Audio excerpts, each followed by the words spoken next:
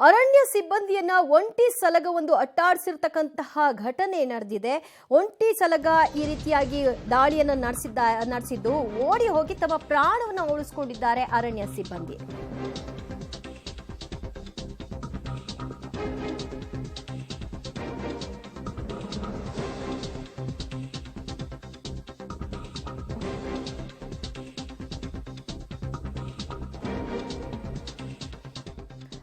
ಅರಣ್ಯ ಸಿಬ್ಬಂದಿಯನ್ನ ಒಂಟಿ ಸಲಗ ದಾಳಿ ನಡೆಸಿರುವಂತಹ ಒಂದು ಘಟನೆ, ಓಡಿ ಹೋಗಿ ತಮ್ಮ ಒಂದು ಪ್ರಾಣವನ್ನ ಉಳಿಸಿಕೊಂಡಿದ್ದಾರೆ RRT ಸಿಬ್ಬಂದಿ.